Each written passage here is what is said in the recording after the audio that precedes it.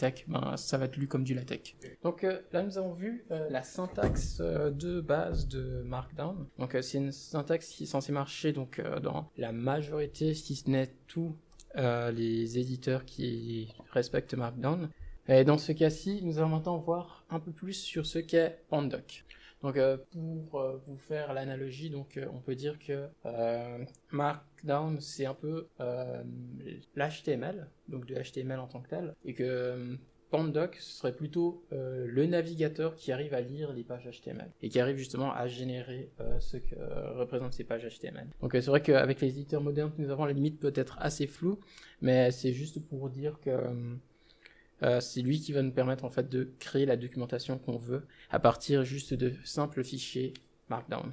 Et ce que j'apprécie beaucoup là-dessus. Hein. Donc, comme je l'ai dit, Pandoc c'est un convertisseur de documents. Donc, il va nous permettre de convertir de tel à tel document à tel document. Donc, je crois que vous avez déjà entendu parler de convertisseur cette fois-ci, mais pour des fichiers audio ou des fichiers vidéo, comme par exemple pour MP4, MKV, tout ça.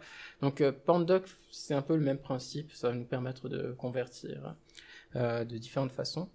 Parce que si je regarde aussi, vous pouvez aller voir dans la documentation officielle de Pandoc, hein, donc c'est Pandoc. D'ailleurs, je crois que Pandoc, ça veut dire Pan pour tout et doc, document, donc pour tout type de document. Donc il y a un graphe qui est assez effrayant sur la droite, je veux dire. D'ailleurs, j'arrive même pas à le prendre en entier. Mais ce graphe-là, en fait... Ah bah, là c'est beaucoup mieux. Ouais, ce graphe-là en fait représente tous les types de conversions qu'on peut faire. Donc on va se concentrer sur 2 ou 3, mais en fait tout ça c'est possible. Hein. Donc ça peut être Slidey, ZimWiki, XWiki, des trucs que j'ai même jamais entendu parler.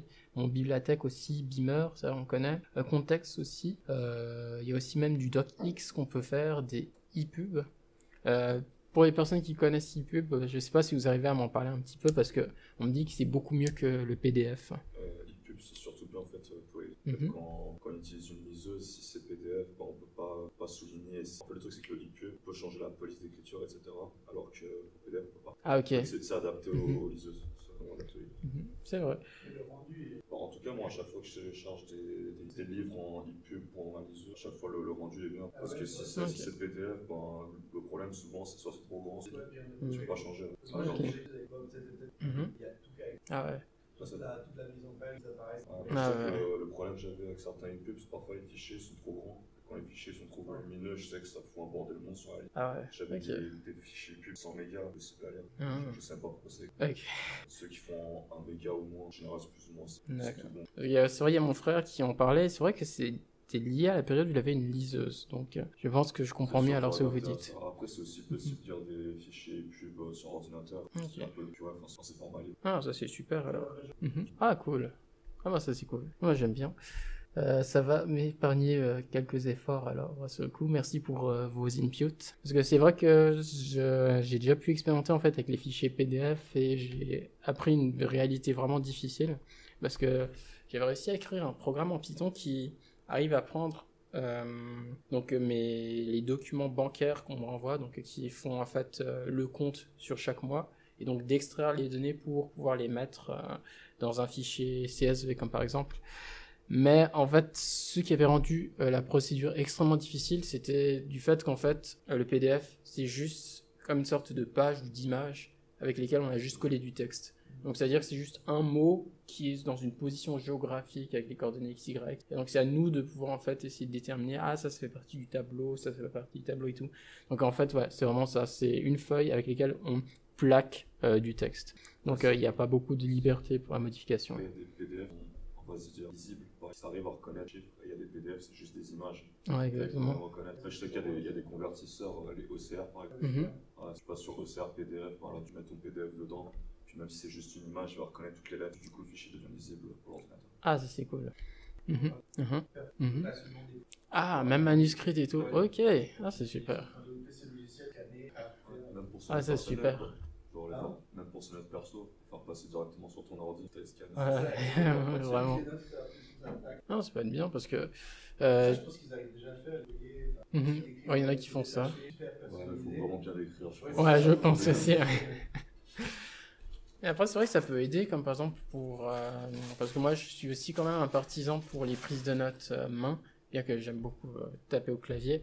Donc je pense que pour les personnes qui ont ça, ils pourraient justement directement écrire soit en fait sur du papier, puis scanner, ou soit écrire sur une tablette, ensuite avoir finalement le document en texte. Parce que c'est vrai qu'on peut quand même faire pas mal de trucs lorsque c'est du texte, mais je trouve qu'on peut aussi faire pas mal de trucs lorsque c'est écrit à la main.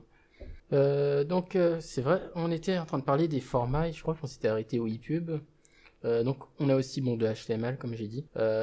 Il y a aussi des IPNB, donc pour générer des notebooks.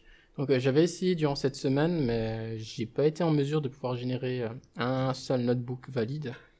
J'ai une autre solution qui n'est pas de chez Pandoc, mais pour l'instant jusqu'ici j'ai pas encore réussi. Donc on peut convertir facilement des fichiers notebook normalement en Markdown, mais l'inverse n'est pas encore vrai. Et oui voilà, donc il y a aussi du Markdown et aussi différents comment dit-on, saveurs comme on dit de Markdown, qui a le Vanilla, et ensuite il y a aussi celui de GitHub qui est assez populaire. Donc il y a vraiment de tout qu'on peut générer, même des fichiers LibreOffice avec ça. C'est quoi la différence entre Oui, c'est juste parce qu'en fait lorsqu'on regarde comme par exemple sur GitHub, quel truc je vais prendre, ouais, je vais prendre comme par exemple Elix, qui est en fait un éditeur qui fait partie des nouvelles générations. Donc c'est toujours un éditeur en ligne de commande, mais que j'ai envie d'essayer, donc parce que sa syntaxe ressemble à celle de Vim. Donc vous voyez la page qui apparaît juste ici. En fait, tout ça c'est écrit et généré avec du Markdown. Donc en fait, c'est un fichier qui s'appelle readme.md. Donc c'est juste la personne qui a écrit en Markdown, et en fait, tout ça, ça a été créé comme ça. Donc ouais, c'est surtout au niveau des tableaux. Donc il y a tableaux et les checklists aussi qui sont gérés et autres justement. Mais ce qui fait partie de ça, donc vous verrez aussi que ça fait partie de Pandoc. Mais donc c'est une façon justement de pouvoir développer ça. Sur Wikipédia, non, je suis pas sûr que Wikipédia soit écrit en Markdown. Je sais qu'il y en a certains comme Wikimedia peut-être, ou d'autres qui sont écrits en Markdown, mais pour Wikipédia, je crois pas que ce soit écrit en Markdown. Ça pourrait être intéressant, mais pour l'instant, c'est vrai que le Markdown est connu par une certaine communauté. Donc notamment les personnes qui font de la rédaction ou des programmeurs. Voilà, donc c'est vraiment le but de Markdown, c'est de pouvoir convertir de tout à tout. Mais après, bien évidemment, c'est encore une fois une sorte d'idéal, hein, parce que l'endroit où Pandoc marche le mieux, c'est quand on convertit Markdown vers d'autres formats. Après, si on convertit les autres formats vers Markdown, vous vous rendez compte que Markdown est quand même un langage très simplifié. Et en fait, plus un langage est simple, et moins il a de chances en fait de pouvoir exprimer des choses différentes. Et donc dans ce cas-là, il peut y avoir des pertes d'informations. Donc ça, c'était bon pour ça. Aussi, donc, une particularité de Pandoc, c'est qu'aussi c'est un outil en ligne de commande. J'avais d'abord cherché s'il n'y avait pas des moyens de pouvoir faire des conversions avec un outil graphique, parce que c'est vrai que ça peut aussi aider si on peut avoir. Mais actuellement, le seul outil que j'ai trouvé de valable, c'est d'utiliser en fait PwnWriter, mais c'est aussi à la fois un éditeur, donc c'est pas quelque chose d'indépendant à l'éditeur qu'on voudrait utiliser. Donc pour l'instant, pour ce cours, on va s'en tenir surtout à Pandoc, donc la version ligne de commande, et ensuite on verra aussi quelques éléments qu'on peut utiliser pour simplifier les processus. Et ensuite, bien évidemment, Pandoc c'est aussi utilisé dans plein d'autres applications, donc j'avais déjà parlé de R Markdown et de PwnWriter. Il y en a aussi d'autres qui utilisent ça donc de façon sous-jacente, parce que c'est, je pense, l'avantage que je trouve avec les éditeurs en ligne de commande, c'est que c'est finalement des sortes de petites boîtes qu'après on peut utiliser vraiment ailleurs. Comme il y avait aussi FFmpeg, qui est un convertisseur audio-vidéo justement, il est utilisé dans d'autres outils, d'autres éditeurs. Donc, comme ça, il n'y a pas besoin en fait de recréer ou de reconstruire la roue. En fait, on peut juste utiliser ça et créer un programme juste au-dessus, quoi. Donc si vous voulez peut-être construire un convertisseur graphique, vous pourrez aussi le faire. Donc ce qui concerne alors Markdown, c'est qu'il apporte aussi quelques éléments supplémentaires. Donc dans Pandoc, il apporte des éléments supplémentaires dans Markdown, voilà, c'est pas l'inverse. C'est comme par exemple, il peut ajouter maintenant des métadonnées dans les documents, parce que je pense que lorsqu'on fait de la documentation, lorsqu'on utilise même Word, en fait, on a finalement des sortes de métadonnées qui sont utilisées de façon explicite ou implicite. Donc là-dedans, on a la possibilité de les définir. Après, il y a aussi l'extension de syntaxe. Donc, on va pouvoir voir le Pandoc Markdown ou le Markdown de chez Pandoc. Ça va juste reprendre le Markdown de tout à l'heure et ajouter des éléments en plus. Donc on va juste voir les éléments en plus. Il n'y a pas besoin de revoir ce qu'on a déjà vu. Bien évidemment, on a aussi d'autres éléments assez intéressants. Donc ça fait partie des extensions de syntaxe. Donc on pourra utiliser des footnotes, des citations, l'utilisation de tables, des maths aussi, avec aussi ce qui concerne syntax highlighting. Donc on avait vu tout à l'heure que la coloration de syntaxique n'était pas forcément possible pour tous. Et après aussi, l'utilisation d'un système de template. La footnote, c'est juste les notes en bas de page, en fait. Donc c'est juste pour ajouter quelques éléments et détails. Donc Pandoc Markdown est juste en fait une façon de booster Markdown et de pouvoir l'utiliser en fait de façon bien plus variée.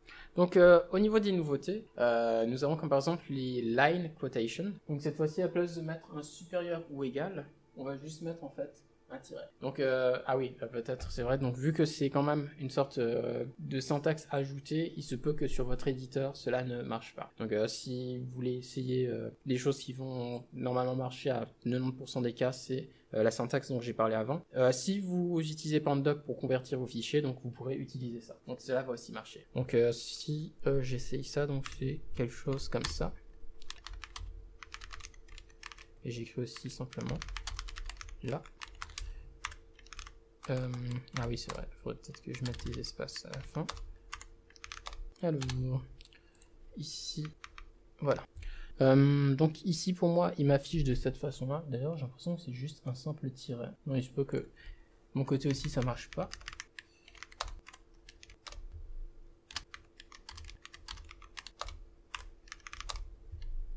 Ouais, pour moi, il met juste aussi un simple tiret. Ah oui, c'est... Ah non mince, c'est vrai. Peut-être c'est la même chose avec le contrôle. Parce que ouais, c'est pas avec contrôle, pour nous c'est plutôt Alt-GR7. Donc il faudra voir justement comment on fait ça avec... je pense qu'on peut appeler ça le signe pipe ou le pipe operator, quelque chose comme ça. Encore une fois, ici j'ai pas réussi à afficher donc, le code blocks pour les langages. Donc à cause de ça, je vais juste vous présenter directement ici. Vous pouvez aussi faire en fait... Ah d'ailleurs ça j'ai oublié de vous présenter. Parce que en mettant 3 comme ça, donc vous pouvez créer un code blocks sur plusieurs lignes. Donc c'est juste... voilà.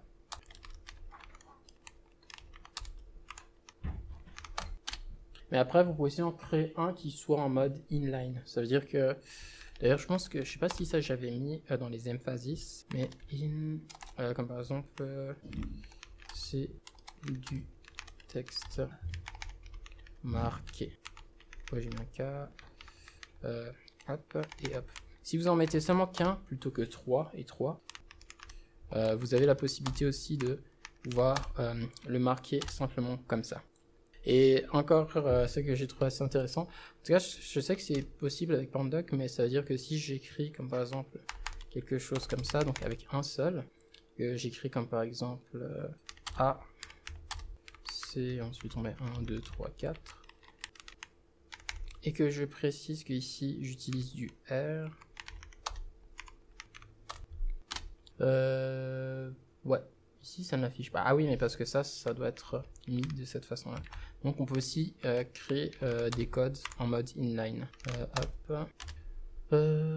Non, ça marche pas ici. Pourquoi? Parce que je pense qu'il faut mettre un dot. Ouais, voilà. Donc c'est-à-dire que je peux créer du R, comme par exemple en inline. Donc c'est-à-dire que je peux mettre du texte avant. Je peux mettre du texte après. Et donc... le texte reste quand même coloré pour la syntaxe du R, du Python ou autre. Donc ça peut être assez sympa si vous voulez mettre peut-être un peu de couleur entre certains éléments du code que vous voulez mettre. Donc ça c'est concernant les singles ou le inline code block. Après aussi ce qu'il y a d'intéressant avec Pandoc, faut voir aussi avec les autres éditeurs si c'est possible, donc c'est qu'il y a aussi les listes ordonnées automatiques. Donc ça veut dire que cette fois-ci c'est pas à nous de dire si le texte, donc de dire les numéros qu'on doit mettre dans le texte, mais est-ce que je peux mettre du texte là? Donc c'est à dire que je peux faire 1, 2 et 3. Et donc, ça va être Pandoc qui va reconnaître finalement dans quel ordre apparaissent les éléments. Donc, c'est un peu une manière un peu fainéante de ordonner les listes qui permet de faire ça. Oui. Ça veut dire faire tout ça, ça veut dire qu'en fait, Pandoc, il est déjà là, par exemple. Oui, c'est possible. Après, il faudra regarder peut-être dans les détails de votre éditeur si il utilise vraiment Pandoc derrière, parce que aussi chacun a son implémentation. Mais oui, s'il utilise une grosse partie de ceux que je vous présente, donc oui, il supporte Pandoc. Ah oui, c'est vrai. Oui, ça s'installe spécifiquement, c'est-à-dire que c'est vraiment sa propre boîte, mais il peut aussi avoir un programme qui l'utilise en arrière-plan, quoi. C'est-à-dire qu'il nous présente la scène, mais en fait, celui qui est dans les coulisses, c'est Pandoc. Je pourrais pas dire que c'est souvent, parce que je dois avouer que je connais pas tous les éditeurs Markdown, mais pour la plupart des cas, oui. Normalement, en tout cas, Pandoc a gagné assez de popularité pour être accepté dans pas mal d'endroits.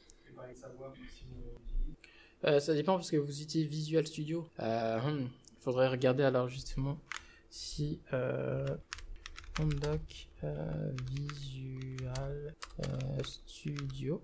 Ouais, pour Visual Studio Code il y a, mais pour Visual Studio... Visual Studio Code, ok. Ah oui, non, c'est normal, ça arrive. Parce que Visual Studio, c'est un IDE qui était développé pour le C# et le Visual Basic. Je crois qu'il existe depuis 2004, un truc comme ça, mais VS Code fait partie des récents et qui sont super. Donc, je sais pas si vous avez installé l'extension VS Code Pandoc. Ouais, peut-être. Faut juste voir parce que si on fait VS Code Pandoc, c'est Citer, vous avez dit? Et là, voilà, il me propose VS Code, j'installe ça. Ouais, en tout cas, il demande pour VS Code Pandoc d'avoir un Pandoc installé. Donc je pense qu'il va utiliser Pandoc. Oui, il va utiliser Pandoc en arrière-plan. Ah non, mais j'ai un spa. C'est ça, il faut juste l'installer à part. Donc en tout cas, il est capable de créer des PDF, des documents Word et des fichiers HTML. Après, il faut voir donc jusqu'à où on peut customiser le tout. Les gens peuvent directement convertir le programme. C'est ça, parce que... ouais, c'est ça. Qui est en arrière-fond. Exactement, parce que c'est ce qui est sympa lorsqu'on utilise des éditeurs ou qui utilisent des IDE. Donc VS Code est extrêmement populaire parce que, comme par exemple pour un langage, si j'ouvre Python, en fait, il va me proposer mais est-ce que vous voulez installer telle chose ou telle chose? Et il va installer en fait tout ce qu'il faut. Donc ça veut dire la coloration syntaxique. Il va aussi installer le compilateur ou le runner qui va tourner derrière pour interpréter Python, etc. Donc ça va être des choses qui vont être faites sans que nous on ait à trop réfléchir ou penser dedans. Mais après, bien évidemment, ça dépend après des personnes parce que avec ça nous donne une telle abstraction qu'en fait on ne sait pas ce qui se passe. Donc j'ai déjà eu des personnes qui ont eu des problèmes, comme par exemple pour l'installation de Python en disant c'est bizarre, j'ai installé tel package en Python mais ça ne marche pas dans tel éditeur et tout ça parce que finalement chaque éditeur a fait sa façon de faire les choses. Taper du texte dans Pandoc? C'est juste un convertisseur. Oui, c'est juste un convertisseur. Ça c'est pas mal. Oui, alors oui, il y a aussi la possibilité de le faire alors ici. Donc je pense qu'il va pouvoir VS Code Pandoc, je vais y arriver. VS Code Pandoc va, je pense, permettre de convertir par défaut certains formats. Mais après, vous avez aussi la possibilité, on dirait, de mettre dans les settings ce que vous voulez faire en fait. Donc, comme par exemple, vous pourrez mettre en fait une commande littéralement qui est utilisée dans la command line chez Pandoc pour pouvoir générer en fait le format que vous voulez. Donc c'est pas mal. Juste voir. Donc voilà, ça c'est juste VS Code Pandoc. Après, il faudra voir si VS Code Pandoc va aussi vous ajouter la coloration ou l'édition de syntaxe, parce que ça peut vraiment dépendre de l'éditeur, parce que soit il demande juste quelque chose qui va permettre d'utiliser Pandoc, ou soit il permet aussi de pouvoir colorier ce que vous utilisez. Ok.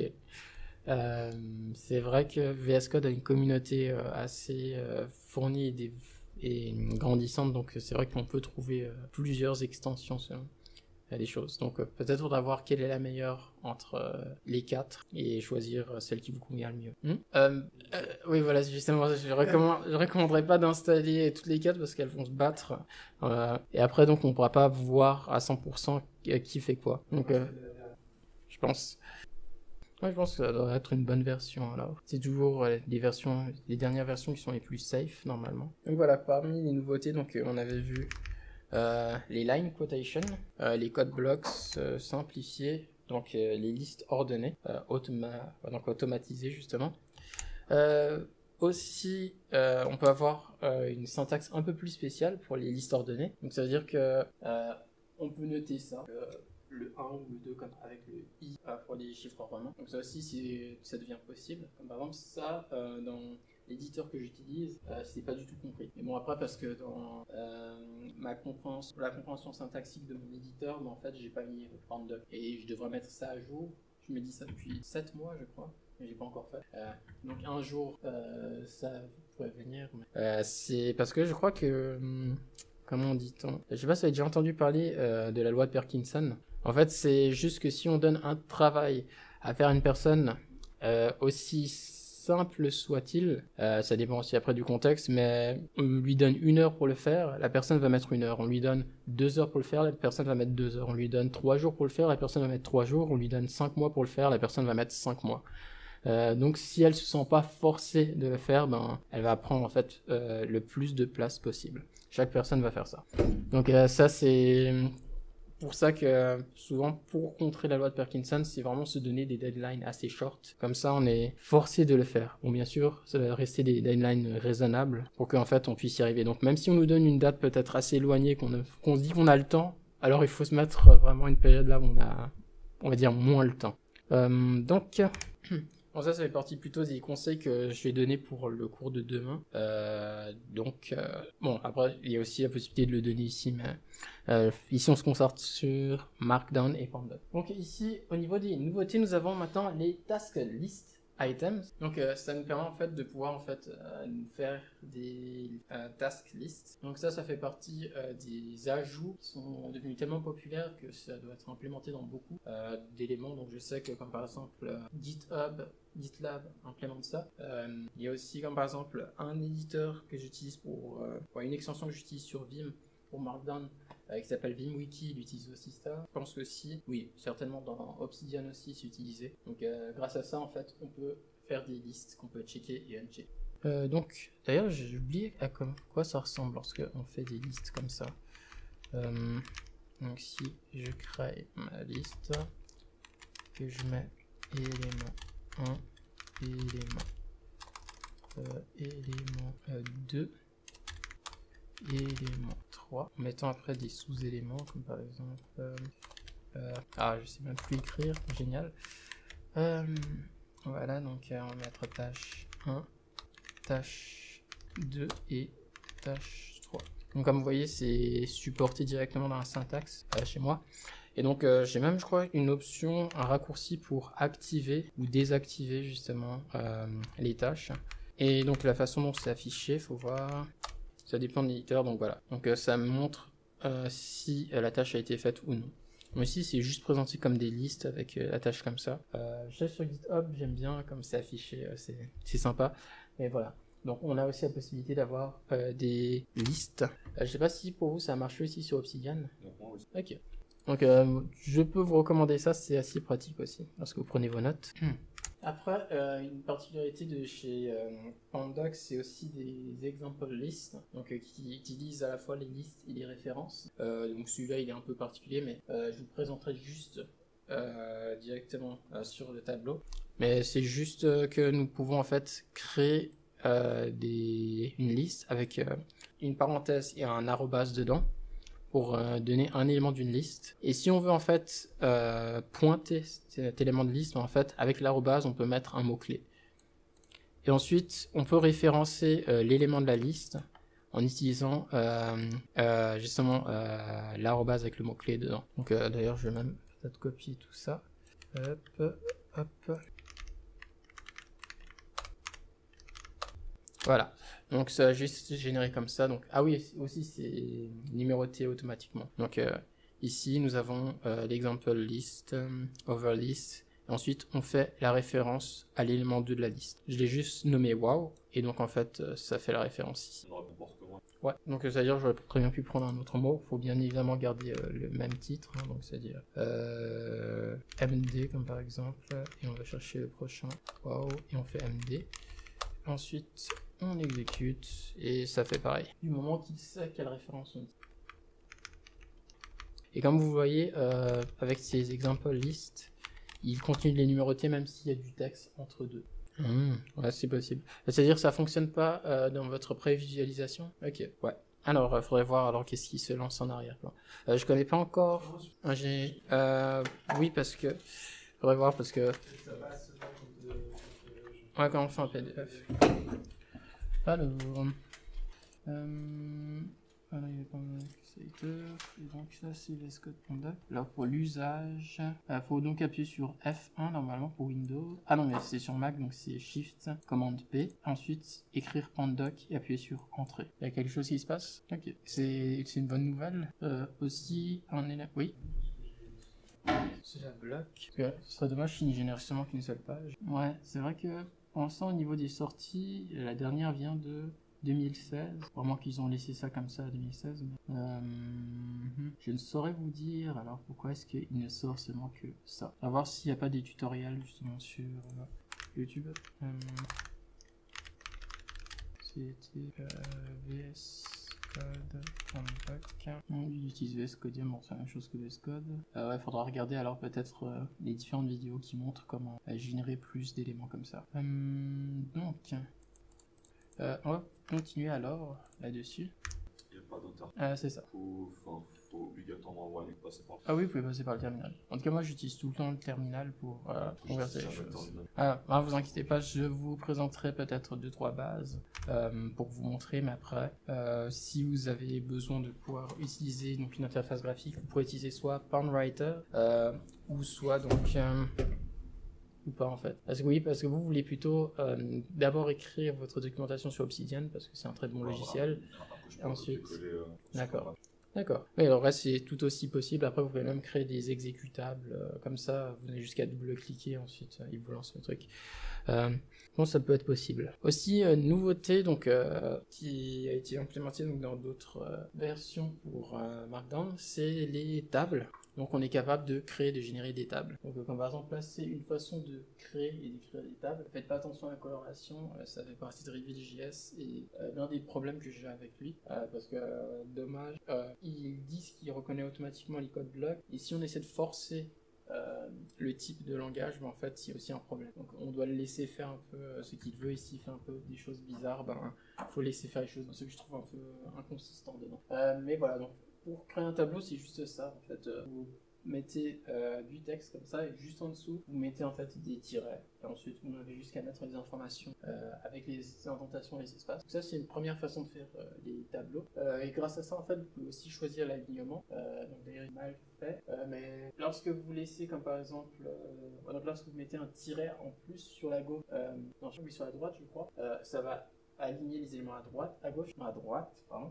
Si vous mettez plutôt un élément sur la gauche, en plus, ça va les aligner à gauche. Si vous mettez deux entrées comme ça, ça va le centrer et normalement, si vous laissez en mettant exactement le nombre de traits que le nombre de lettres, ben, ça va faire en fait une configuration par défaut et ça dépend en fait de quel format de sortie vous avez. Après, vous avez aussi d'autres façons de faire ça. Donc vous pouvez très bien ne pas mettre des en-têtes, mais pour que ce soit interprété comme un tableau, alors il faudra juste répéter la ligne en dessous. Il y a aussi une autre façon de faire les tableaux, c'est en fait d'utiliser les grid tables. Je crois que ça vient plutôt de PHP Markdown, qui nous permet en fait d'avoir aussi des tableaux un peu plus joliment faits. Et donc en fait c'est programme ça. Et pour l'alignement en fait, c'est ça qui décide. Si on met 2 points avant le plus, ça va faire un alignement à droite. Si c'est avant le petit point qui est sur la gauche, donc ça aligne à gauche. Et si on met les deux comme ça, c'est au centre. Donc c'est des tableaux plus jolis, mais je vous conseille pas de l'écrire à la main parce que ça peut mettre un peu de temps. Après on a aussi les pipe tables qui peuvent être représentés de cette façon là aussi c'est pareil, donc si on met 2 points sur la droite, ben, ça aligne à droite, 2 points sur la gauche, ça aligne à gauche, si on met rien ça met une valeur par défaut et comme ça ben, ça va centrer. Moi j'utilise plutôt un élément qui s'appelle justement les pipe tables parce que c'est ce que supporte mon truc Vimwiki, donc c'est à dire que je peux juste utiliser un raccourci et ça va me générer un tableau et donc je peux écrire 1, 2 et 3, donc le tableau peut rapidement se remplir, donc je n'ai juste qu'à faire tab pour aller à droite ou entrée pour descendre plus bas. Donc, ici, il faut juste que je mette ça là plutôt. Donc si je fais 1, entrée, call search, line. Qu'est-ce que j'ai encore fait ici avec ça? Bon, en tout cas, dans tous les cas, ça me permet finalement d'éditer des tableaux beaucoup plus rapidement en utilisant ça. Donc c'est vraiment chacun choisit en fait sa façon de faire et d'implémenter. Donc ça c'était pour quelques éléments syntaxiques qui ont été ajoutés grâce à Pandoc.